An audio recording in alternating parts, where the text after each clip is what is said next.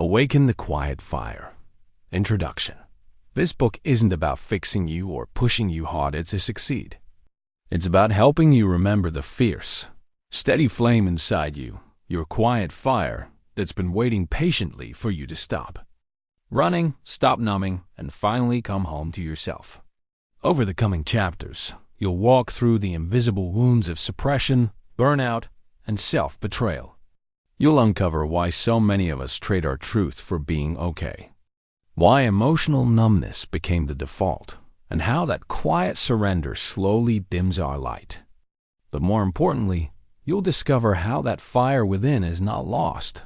It's been quietly glowing, waiting to be awakened. This is a journey of radical self-trust, deep feeling, and gentle rebellion against the noise of perfectionism and people-pleasing. It's about reclaiming your voice, your boundaries, your energy, and your soul's wild, tender power. No matter where you are right now, whether you feel burned out, stuck, or simply ready for something more, this book is your invitation to rise, to step into your full, unapologetic life, to awaken the quiet fire that will carry you through the darkest nights and into the brightest days. Are you ready to come back to yourself? Because the fire's been waiting. Part 1. The Embers of Who You Were. Chapter 1. The day you realized you were numbed. It doesn't happen with lightning or loudness. It begins in the in-between, waiting for your coffee to reheat for the third time, scrolling through the noise of everyone else's life, smiling politely at a coworker who didn't notice the light leave your eyes weeks ago. That's how numbness enters, not like a thief, but like a fog. You don't remember the exact day you stopped feeling fully alive, but suddenly, every day feels like a blurry replica of the last. For years, you told yourself this was just adulthood responsibility, duty, structure, but deep down, your soul started whispering, there must be more. You felt it in the morning when your alarm pulled you from sleep, but not from exhaustion, in conversations where you nodded but didn't connect, in moments of supposed joy that didn't quite land. You weren't sad exactly, you just weren't anything. That's the terrifying part. Not the pain, but the emptiness. And for so long, you tried to fix it with productivity. If I can just get more done, be more efficient, upgrade my life, make my parents proud, prove I'm enough, then maybe I'll feel again. But your quiet fire was never meant to be fueled by approval or perfection. It is not loud. It is not desperate. It is patient. It is powerful. And it waits until you are finally ready to come home to yourself. Numbness is not weakness. It's a survival response, a symptom of carrying too much and feeling too little for too long.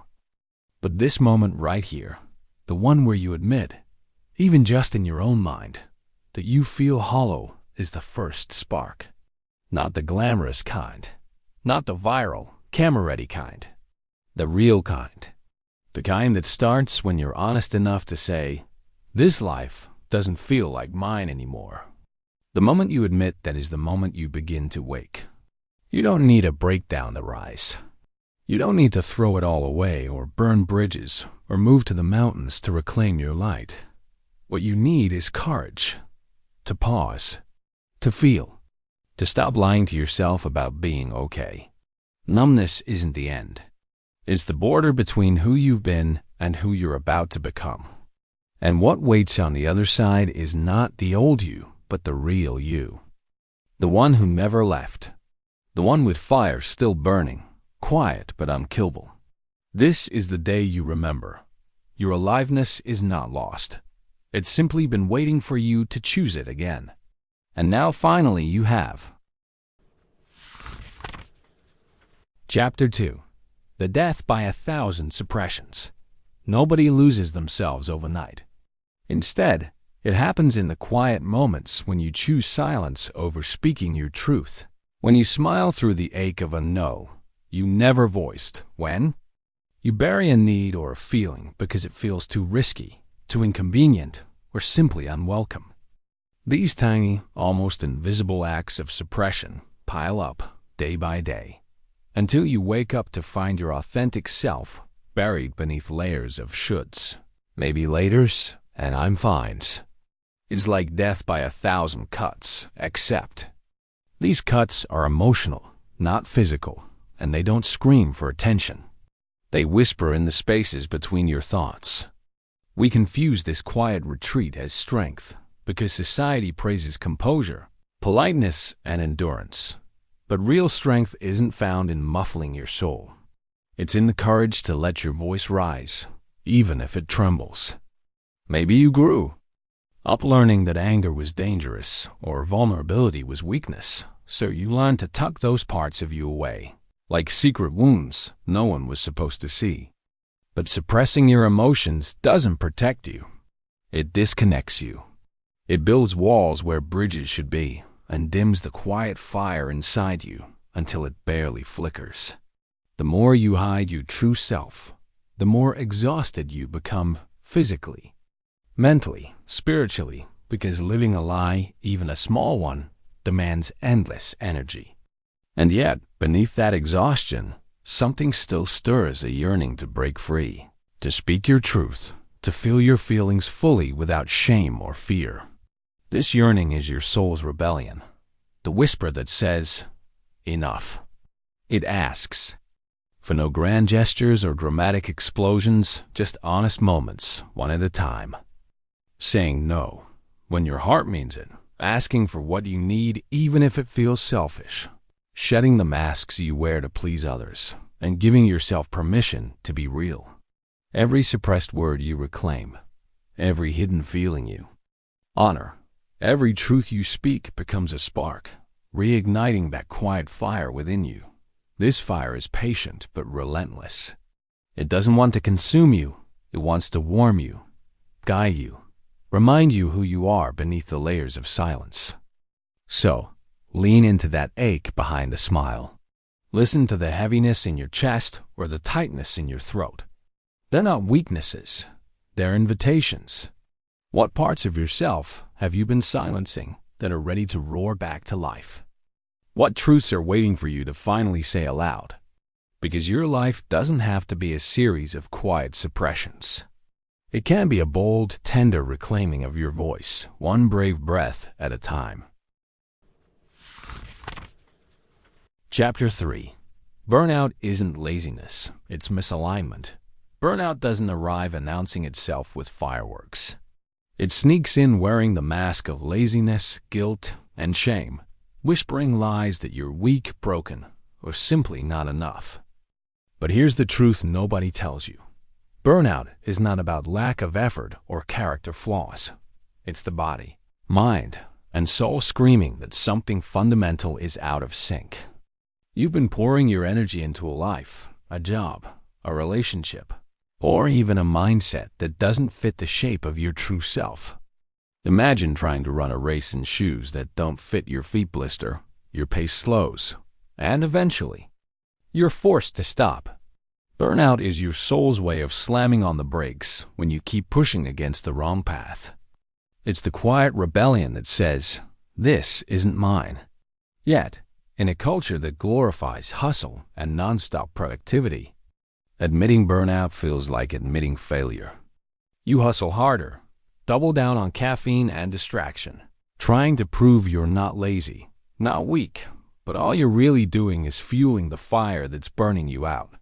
What if instead of fighting burnout, you listened to it? What if it wasn't a punishment, but a profound invitation? An invitation to realign, to pause and ask, where am I forcing myself to be someone I'm not? Which parts of my life drain my energy instead of fueling it? Burnout is not a flaw in you. It's a message from you. It's your internal compass pointing back to what lights you up, what makes your heart hum, what makes you forget the clock. When you stop resisting and start listening, you can begin to rebuild your life around your true rhythms and values. It means saying no to what's expected and yes to what's essential. It means trusting that rest isn't weakness. It's a sacred act of self-respect. This kind of alignment doesn't happen overnight. It's a slow burning of old stories, obligations, and self-imposed shoulds. But with each choice to honor your inner truth, your quiet fire grows stronger, steadier, and impossible to ignore. The path out of burnout isn't harder work.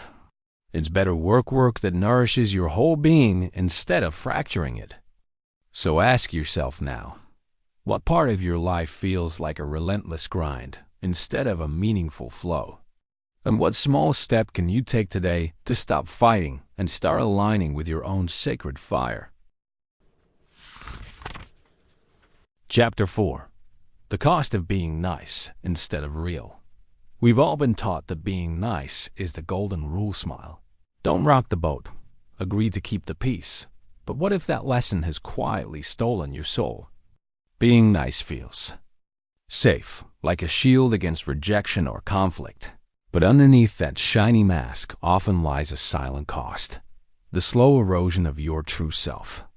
When you say yes because you're afraid to say no, when you soften your opinions to avoid upsetting others, when you bury your needs to maintain harmony, you are not being kind.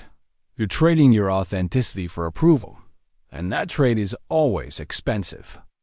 Imagine carrying a suitcase filled with all the things you never voiced, the doubts, the anger, the dreams you didn't dare share because you didn't want to be difficult.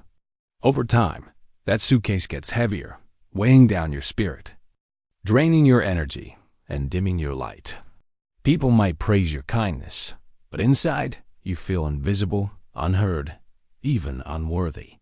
Worse yet, you start to believe that your true self is somehow flawed, dangerous, or unlovable. So, you keep hiding it deeper, hoping no one will see the parts of you you've been taught to fear. But here's the hard truth. Being nice at the cost of realness is a slow suffocation. It's the voice inside you begging to be heard, the fire inside you desperate to burn bright, and the life inside you screaming to be lived on your terms, not anyone else's. The cost isn't just emotional. Exhaustion. It's a betrayal of your own heart, a silent surrender to invisibility that steals your joy and your power. But what if you chose to be real instead? What if your courage to speak honestly, to set boundaries, to show your imperfections became the greatest kindness to yourself and to the world? Authenticity doesn't mean cruelty or chaos. It means being brave enough to be imperfect, vulnerable, and unapologetically you. When you drop the mask of niceness, you invite real connection, deeper respect, and a life that finally feels like yours. So ask yourself, what parts of your truth are you hiding behind a smile? What freedom might you find if you let yourself be truly seen, even if it means rocking the boat? Because your quiet fire doesn't want you to be just nice. It wants you to be alive. Chapter 5. We were taught to survive, not to feel. From the earliest days, many of us were handed a survival manual disguised as love, a list of rules about what feelings were safe and which ones were dangerous, what could be shared and what had to be hidden, how to exist quietly and without burden. Maybe in your home, tears were met with "stop being so sensitive." Anger was punished or ignored, and vulnerability was a secret shame better tucked away than exposed. It wasn't malice. It was survival, how the adults around you learned to protect themselves in a world that didn't always feel safe, stable, or kind. So you learned to freeze when fear hit, to swallow sorrow, to smile when your heart screamed, to wear a brave face because that was the only way to keep the peace or the love you needed. This pattern became your blueprint, a survival code, etched into your nervous system that whispered, feel less, survive more. But surviving isn't the same as living. Feeling isn't the enemy of strength, it's the birthplace of it. When we numb out or disconnect from our feelings, we may keep ourselves safe in the short term, but over time, the walls we build to survive become prisons that trap us in loneliness, anxiety, and exhaustion. Our bodies remember what our minds try to forget. the tightness in our chest, the sinking in our gut, the restless nights filled with the ghosts of unspoken grief and fear. And so the question becomes, how do we learn to feel again when feeling once felt like danger? How do we reclaim the full spectrum of our humanity? The rage, the joy, the sorrow, the longing, when we were taught to hide it all away? The answer is neither quick nor easy. It requires gentle courage, the kind that begins with listening really. Listening to what your body, your heart, your mind are trying to tell you beneath the noise. It means letting yourself cry in private, rage in safe spaces, laugh out loud without apology, and lean into discomfort without fleeing. It means rewriting the rules you inherited, redefining what safety looks like, not as numbness or silence, but as honest presence with your own experience. This is how healing begins, by choosing to be seen, to be known by yourself first. And in doing so, you begin to live fully, deeply, without apology. The survival you learned was necessary once, but now it's time to thrive. To open to the fire of feeling that makes you vibrantly alive. Because beneath the scars of survival is a soul ready to burn bright again. Part 2. The Smoke Signals Within. Chapter 6. Your body speaks the truth first. Have you ever noticed how your body reacts before your mind even understands what's happening? That tightness in your chest before a difficult conversation, the sudden, sinking feeling in your gut when something feels off, or the restless energy that won't let you sleep no matter how tired you are. These aren't just random signals.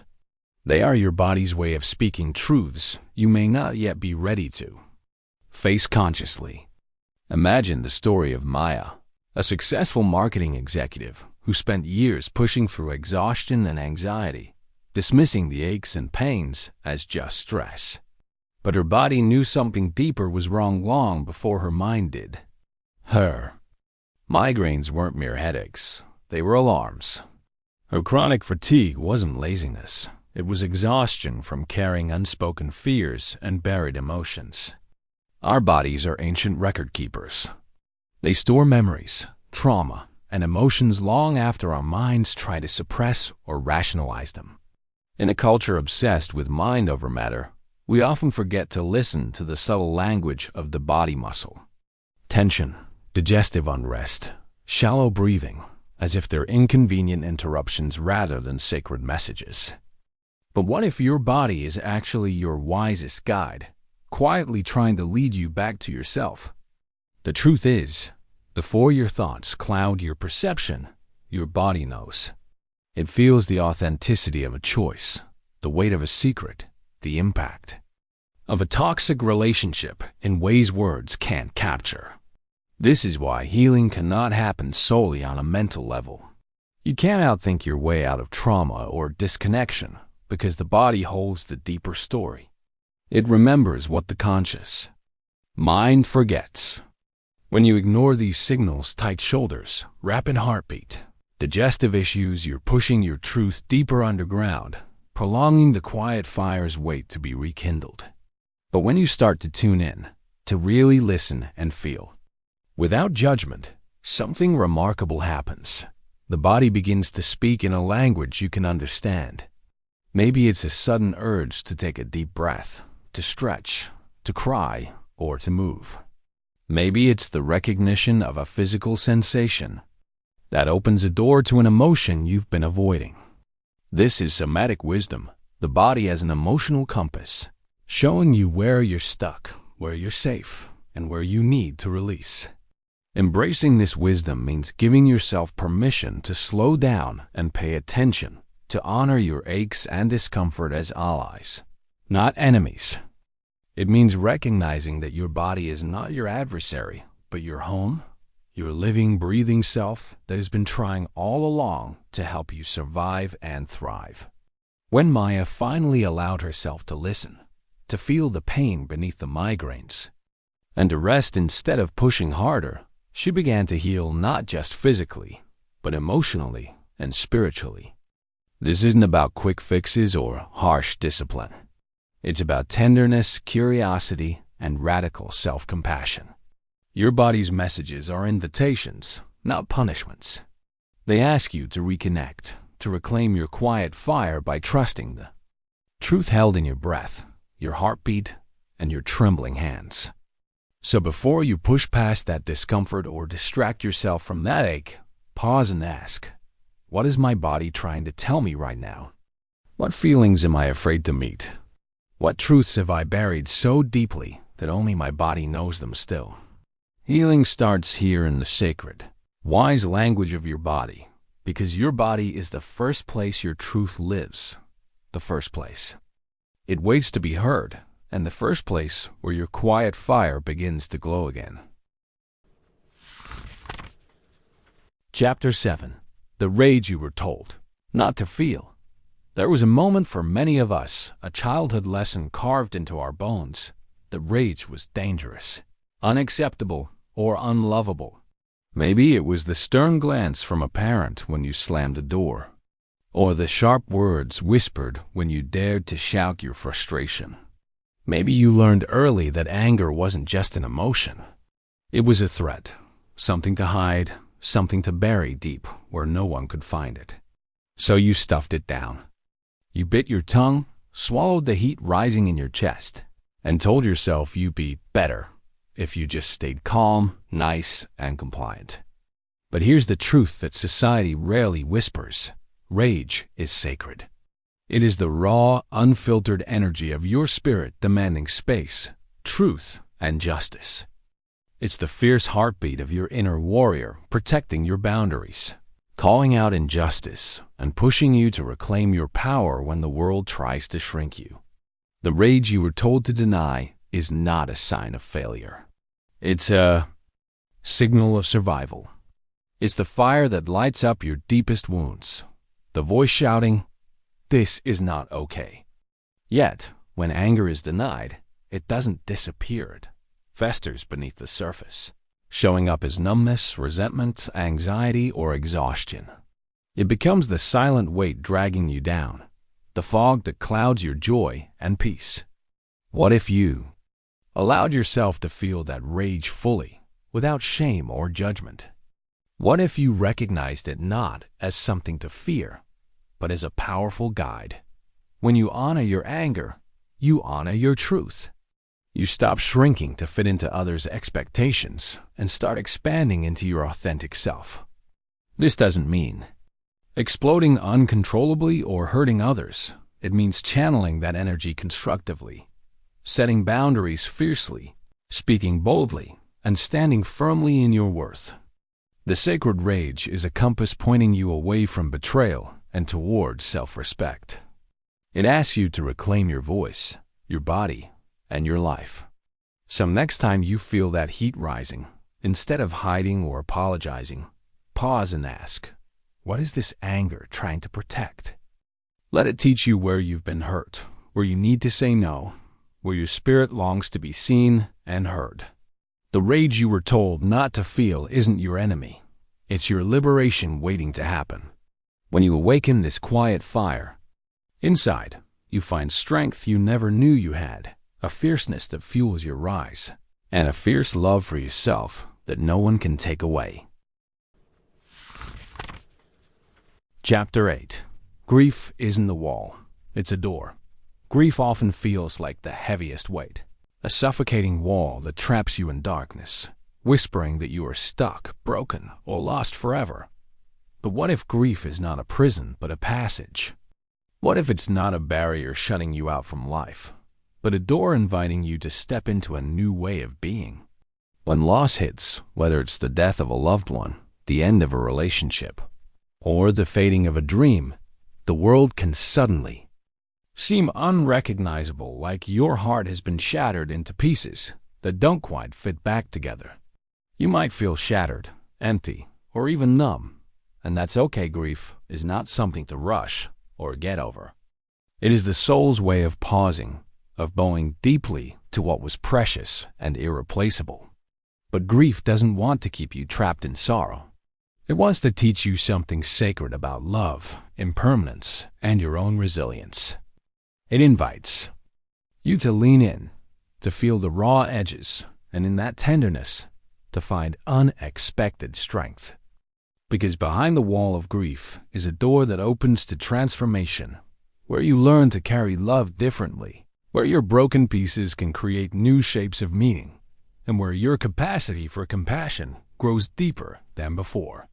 The door might be hard to see at first, clouded by tears or fear, but every tear shed is a key turning in the lock. Grief asks you not to fix or forget, but to honor and hold your pain with grace, knowing that it is a bridge between what was and what will be.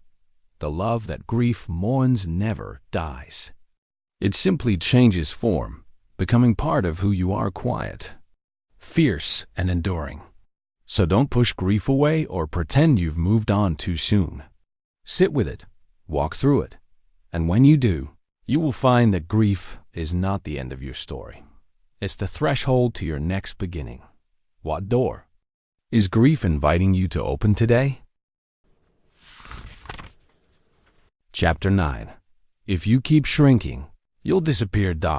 It starts small, the way you dim your laughter in a room full of strangers, how you take up less space in conversations, how you fold yourself smaller so you won't upset anyone, won't be seen as too much, too loud, too complicated. Maybe you've learned to shrink because growing up meant being told to be good, stay quiet, don't rock the boat, or stop being so sensitive. Maybe you did it to keep peace in your family, to survive at work, or to avoid the ache of rejection. But shrinking is a slow erasure of your soul, a quiet vanishing act where the world forgets to notice you, and worse, you start to forget yourself. You begin to live in the shadows of your own life, hoping that if you make yourself small enough, you'll be safe from hurt, from failure, from judgment. But here's the truth. If you keep shrinking, you won't just disappear to others, you'll disappear to yourself. The parts of you that crave joy, recognition, connection, and freedom get buried under layers of self-denial and invisibility. Your dreams get quieter, your voice softer, and your presence less certain. But life wasn't meant to be a series of muted moments or cautious half-lives. You were born to take up space, to fill rooms with your light, to speak your truth even if your voice shakes. The fire inside you wasn't meant to be snuffed out by fear or obligation. It wants to burn steady and bright, wild and warm. When you stop shrinking, something remarkable happens. You come alive again. Not the fake, performative kind of alive, but the deep, steady, undeniable spark of being fully seen and fully you. It takes courage to stand tall when the world expects you to be small, to claim your worth even when others try to minimize it, to love yourself loud enough to drown out the whispers of doubt. But every inch you reclaim is a revolution against silence, invisibility, and self-neglect. So ask yourself, what parts of you have you been pushing down to fit in? What dreams are waiting to be stretched wide and fierce? Because if you keep shrinking, the world loses the gift of your full light, and you lose the chance to live the life you were meant for. Don't disappear. Grow. Stand. Shine. Chapter 10. The voice inside you that still knows. Have you ever felt that gentle tugga? Quiet whisper beneath all the noise and chaos that nudges you towards something real, even when your mind screams for logic and control. It's the voice inside you that still knows. That part of you untouched by doubt, fear, or the world's expectations. Maybe you've learned to ignore it, to push it aside when it didn't fit the plan or when others told you to be practical. But that voice is not a fanciful dream or wishful thinking. It is the compass of your soul, the echo of your truest self, waiting patiently to be heard. Throughout life, you've been told to listen to experts, to follow rules, to trust facts and data. But rarely have you been encouraged to trust that deep inner knowing. Maybe that's because it's uncomfortable. That voice doesn't always speak in booming declarations or clear answers. Sometimes it arrives as a feeling, a gut instinct, a restless energy that won't settle.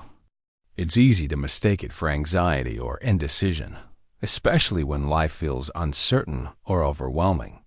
But that voice is steady, persistent, and wise. It remembers the parts of you that have been forgotten in the daily grind, the dreams you buried, the truths you denied, the wildness you tamed. It doesn't demand you abandon reason, but it asks you to balance logic with intuition, head with heart.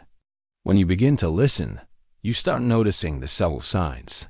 A pause before saying yes, a flicker of excitement when you consider a new path, a deep knowing that something isn't right, even if you can't explain why. That voice is your birthright. It's how you first learn to navigate the world before language, before society, before fear. It's the memory of your original self whole, fearless and clear. But the world has a way of drowning it out, filling you with noise and distraction, making you doubt your own instincts. To awaken this voice, you must create space moments of stillness, of presence, of deep listening. It might start with simple practices, a breath, a pause, a question whispered to yourself in the quiet. What do I truly want? What feels right for me? These aren't easy questions in a culture that prizes speed and certainty, but they are the gateway back to yourself. Trusting this voice requires courage. You might make mistakes. You might face confusion or criticism. But every time you honor that inner knowing, you reclaim a piece of your power. You learn that the answers you seek are not always out there, but often already inside you. This voice doesn't promise an easy path, but it promises authenticity. Life lived in alignment with who you really are, not who you're told to be. So listen carefully. When the world is loud, lean into the silence within. When doubt clouds your mind, feel the calm certainty in your gut. When fear tries to paralyze you, remember the quiet fire that never died. This voice inside you that still knows is your greatest ally, your truest guide, and your unshakable foundation. Will you trust it enough to follow where it leads? Part 3. Fanning the Flame. Chapter 11. The moment you choose you. There is a moment often quiet, sometimes barely noticed, when everything inside you shifts, and you decide that from now on, you will no longer be an afterthought in your own story. It's the instant you say no to a demand that drains your soul, even when the voice in your head screams that you should say yes. It's the moment you finally put down the weight of other people's expectations and lift yourself up with the gentlest but most revolutionary act, choosing your own needs, desires, and dreams as valid, important, and worthy of your time and love. Maybe it happens after years of bending and breaking to fit molds that were never meant for you. Maybe it's the quiet voice that says, I deserve more than this numbness, more than living a life that feels like a checklist. That moment is not always loud or grand. It can be a whisper, a pause, a breath held and released. But make no mistake, it is powerful. Because in choosing you, you reclaim a sacred ownership over your life that no one else can give or take away. It's the first spark of self-trust that can ignite the whole fire within. A fire that doesn't burn out with the world's storms, but grows brighter each time you honor it. Choosing you means stepping into your own light without apology, even when shadows from the past threaten to pull you back into doubt and fear. It means learning that your worth isn't tied to productivity, approval, or perfection, but simply to your existence. And yes, it's terrifying, because with choice comes responsibility. The responsibility to stand in your truth, to set boundaries, to face discomfort, and to sometimes lose people who aren't ready for the real you. But it is also the most freeing, courageous, and transformative moment you will ever experience. When you choose you, you send a message to your soul and to the world. I am here. I matter. I will no longer settle for less than my whole self. That moment is a revolution, a quiet rebellion that sets you free. So lean into it. Trust it. Because when you choose you, you are choosing the life you were always meant to live. Chapter 12. Boundaries are an act of sacred self-love. Boundaries aren't just rules you set for others. They are sacred declarations you make to yourself. A radical act of self-respect in a world that constantly asks you to give more than you have. Imagine your energy as a precious flame. Without boundaries, that flame flickers and dims, burned out by demands, expectations, and emotional debts that aren't yours to carry. Saying no isn't selfish, it's the most profound. Yes, you can give to your own well-being, your peace, your authenticity. For too long, you may have believed that pleasing others was the path to love or safety. But in truth, sacrificing your needs only breeds resentment, exhaustion, and disconnection from who you truly are. Boundaries teach others how to treat you by showing them how deeply you value yourself, and they give you the space to heal, grow, and shine without apology. Setting limits can feel uncomfortable, even scary, especially if you're used to putting yourself last or avoiding conflict. But every time you choose your well-being, you rewrite the story of your worthiness. Boundaries aren't walls to keep people out. They are gates that invite healthy connection while protecting your inner sanctuary. When you honor your limits, you're telling your soul, you matter. Your time matters. Your feelings matter. And that message is revolutionary because it breaks the cycle of people-pleasing and self-neglect that keeps so many of us stuck in quiet suffering. This is sacred self-love in action, fierce, tender, and unapologetic. It's about reclaiming your power not by fighting others, but by standing firm in your truth and choosing yourself over comfort, over codependency, over fear. Your boundaries don't make you hard. They make you whole. So today, ask yourself, what boundary do I need to set to protect my quiet fire? Where have I been giving my energy away and forgetting to come home to myself? Remember, loving yourself enough to say no isn't closing doors. It's opening the ones that lead you back to your light. Chapter 13. Your fire is not too much. There's a quiet voice inside you that's been told again and again to turn down the heat, to soften the edges, to dim your brilliance so you don't scare anyone off, or worse, so you don't scare yourself.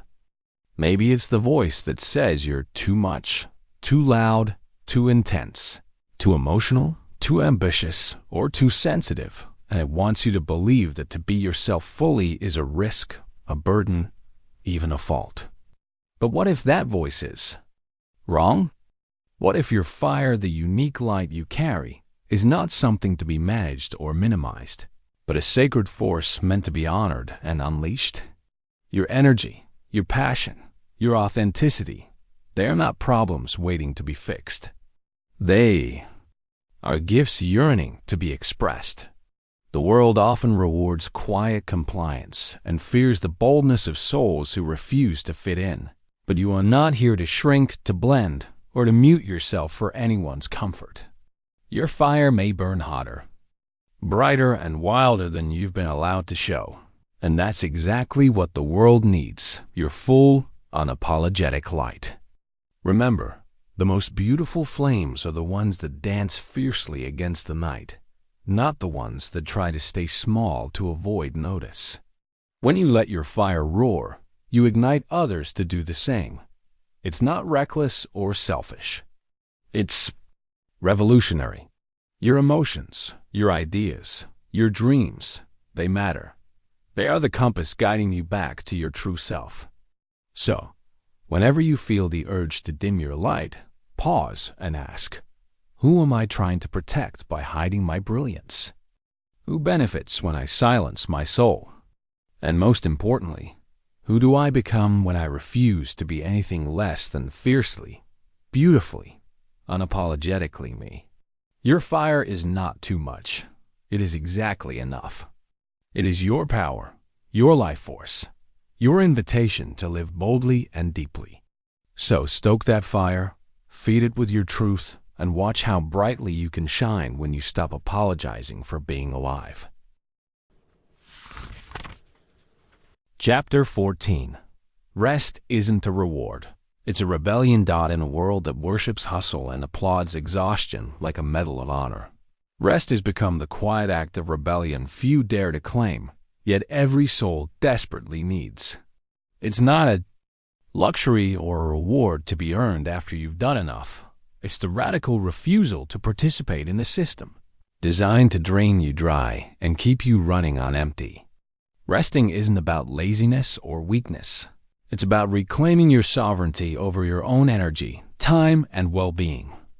The fierce recognition that your body, mind, and spirit are not machines to be pushed into oblivion, but sacred vessels that deserve care and reverence.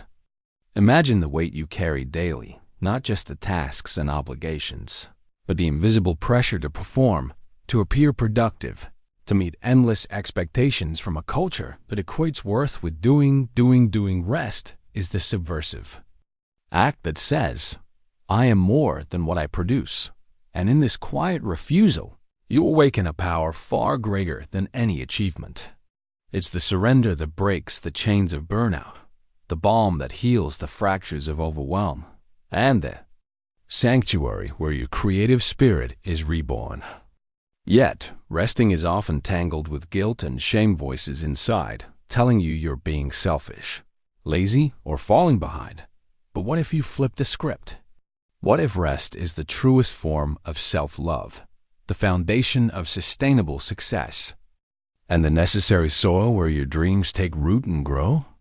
When you rest, you reclaim your connection to yourself, your desires, your intuition, your peace, and in doing so, you reclaim your voice, your clarity, and your joy. Rest is also resistance against the narrative that you must constantly prove. Your value, a radical boundary that protects you from depletion, and a sacred space where your soul can whisper its deepest truths. It's not about retreating from life, but returning to it fully more present, more alive, more grounded.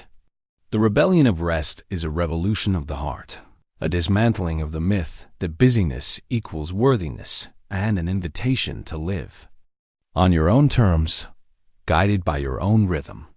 So, pause and ask yourself, what would happen if you treated rest not as an afterthought, but as a vital practice? What if you honored your need for stillness with the same zeal you chase achievement?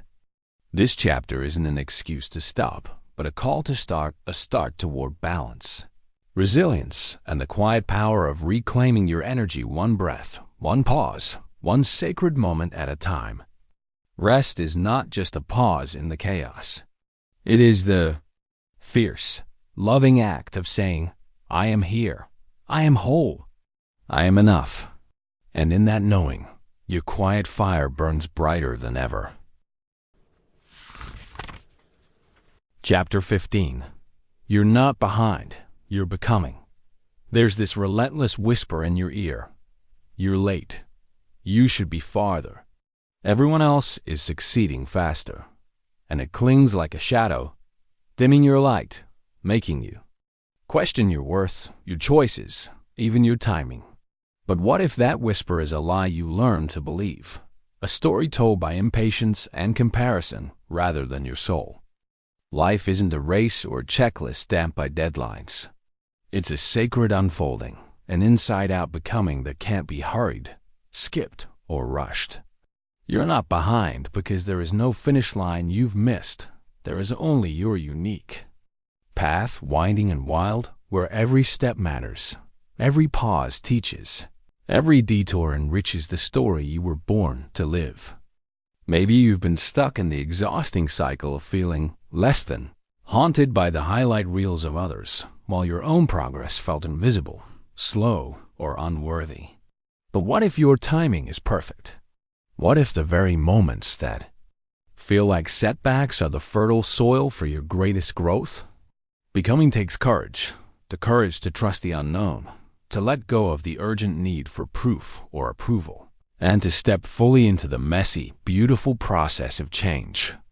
It's about honoring the seasons of waiting, the quiet work behind the scenes, and the soft whispers of intuition guiding you even when the path looks unclear. Every hardship you've endured, every fear you faced, every dream you've dared to keep alive is building you, not breaking you. So instead of battling the clock or chasing a false idea of success, breathe into the truth that you are exactly where you're meant to be, unfolding into your fullest self at your own sacred pace. The journey is your becoming, not a race you're losing.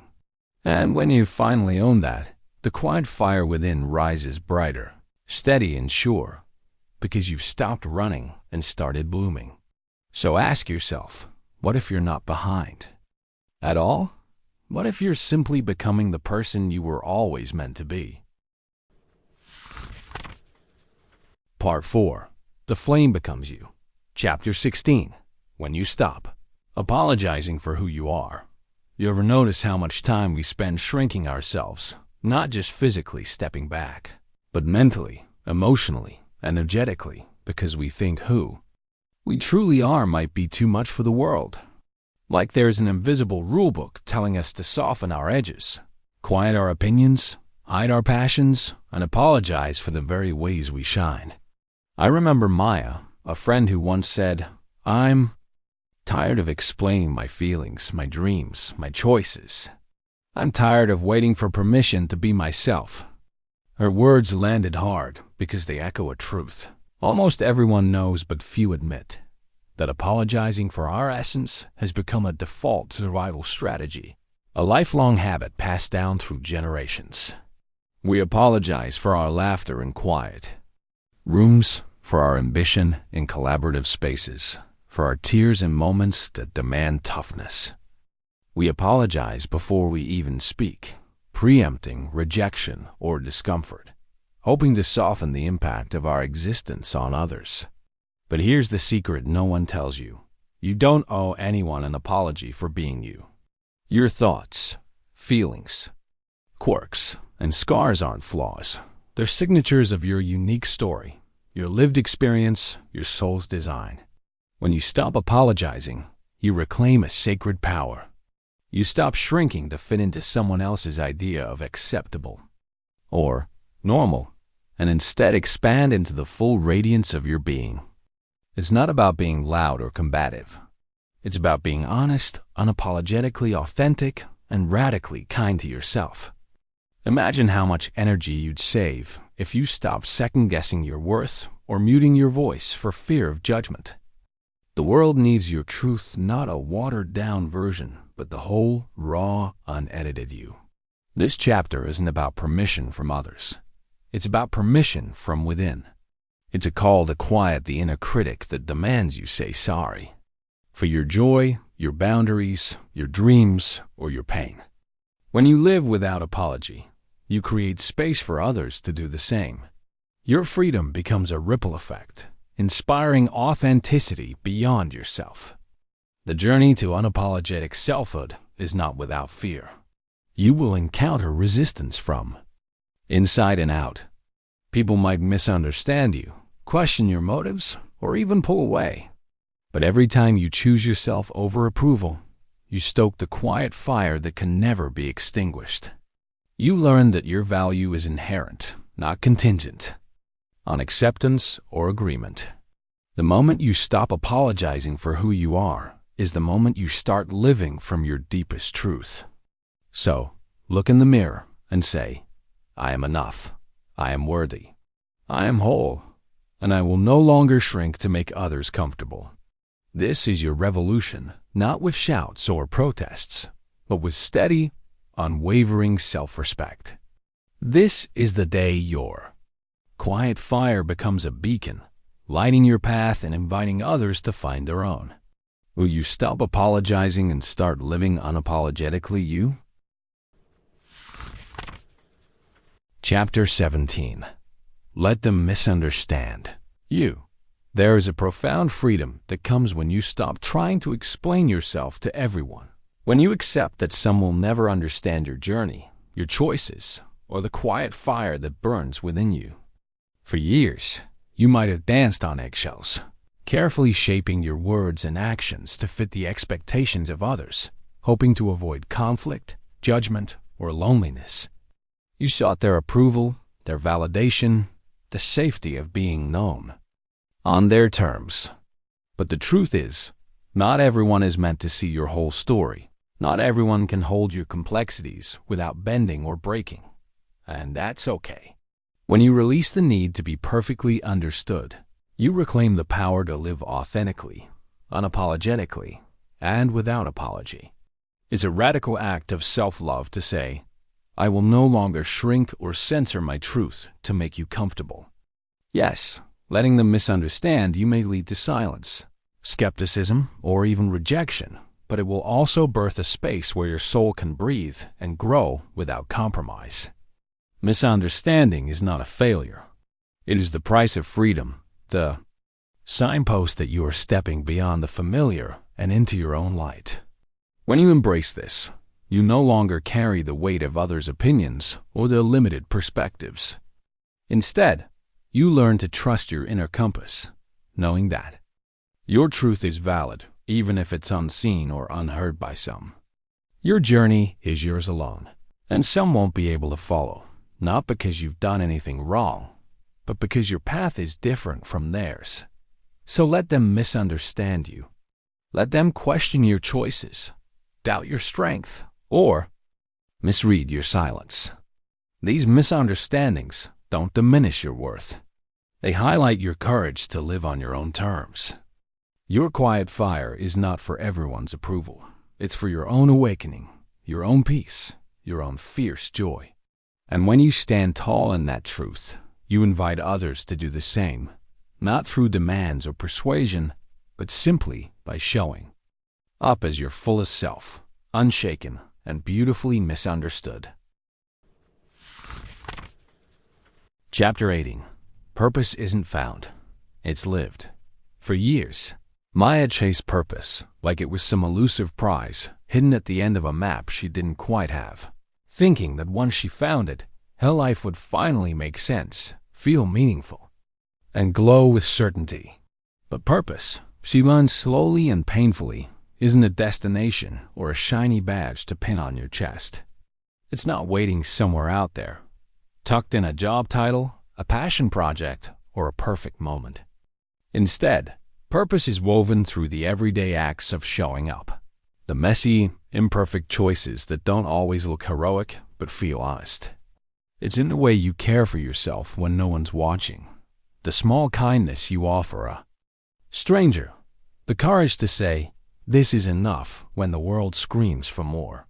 Purpose lives in the tension between your longing and your limits, in the cracks where your dreams meet your fears, in the quiet moments when you decide to keep going even though the path is unclear. It's less about finding and more about being present, being vulnerable, being awake to the fire inside that flickers even when the night seems endless. This shift from searching to living means purpose is not a light switch you flip on. It's a flame you tend, often flickering, sometimes roaring, always asking for your attention and care. You might never have it all figured out, and that's exactly where your real life begins, in the not knowing, the trying, the failing, and the rising again. Purpose asks you not to have all the answers, but to trust your own heartbeat as a compass, guiding you through storms and stillness alike. It asks you to live with your whole self, your wounds, your joy, your contradictions, because purpose is not perfection. It's authenticity in motion.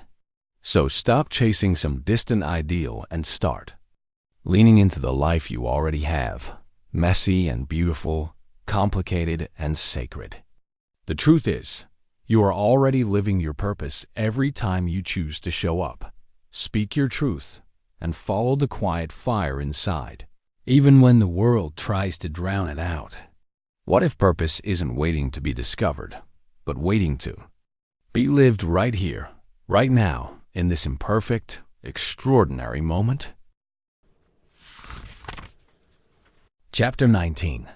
The Quiet Fire of Love. Love, the word itself, carries a weight so vast it can feel impossible to hold without being overwhelmed. Yet the quiet fire of love is not a blaze that scorches or consumes. It's a steady warmth that rises from deep within, an ember that refuses to go out no matter how fierce the winds of life blow. This kind of love isn't the Hollywood romance or the grand gestures we see on screens, nor is it always loud or dramatic.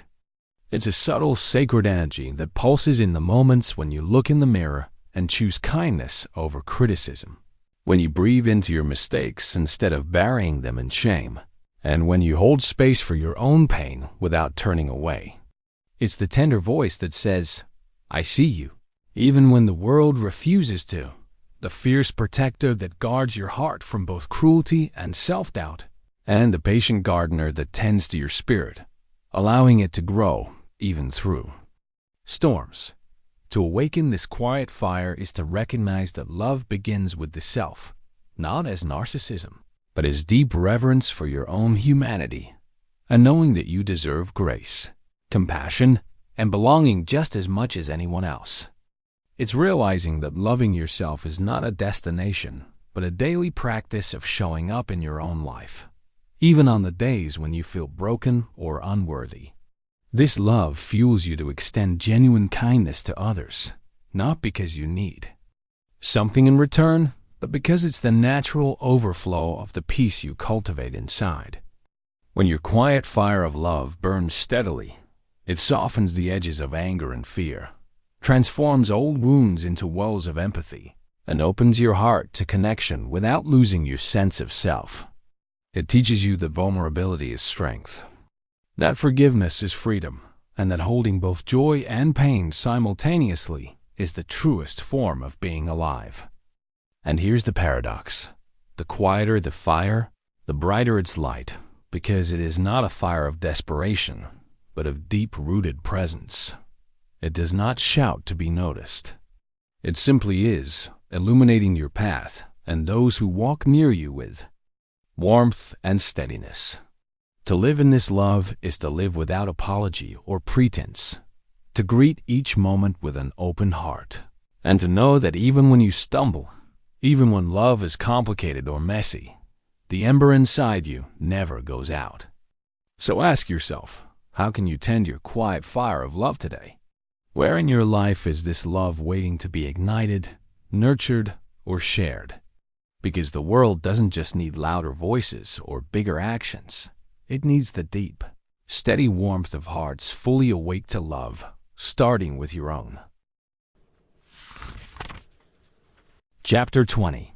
Awaken the Quiet Fire. You've walked through shadows.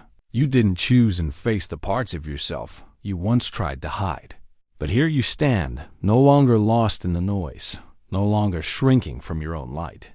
This quiet fire inside you, once buried beneath layers of doubt, fear, and silence, is now alive, steady, and unshakable.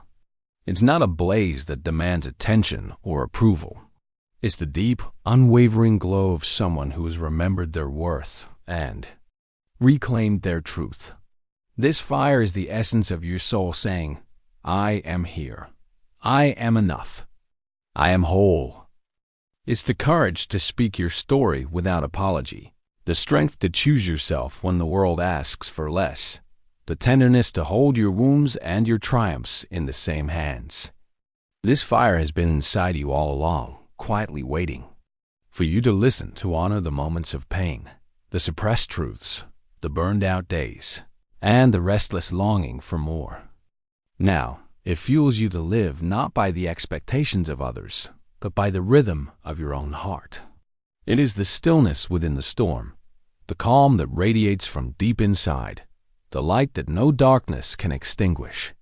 As you awaken this quiet fire, you become a beacon, not just for yourself, but for everyone around you who is searching for their own light in the shadows. Remember, awakening is not a destination, but a lifelong dance between surrender and strength, vulnerability and power. Your journey doesn't end here. It begins anew with every breath you take, every truth you speak, every boundary you set, and every moment you choose to shine even when it feels risky. So ask yourself now, how will you tend your quiet fire today? What will you nurture to keep it burning bright? Because your light, soft yet fierce, is the most profound revolution you will ever leave. And the world is waiting for you to rise,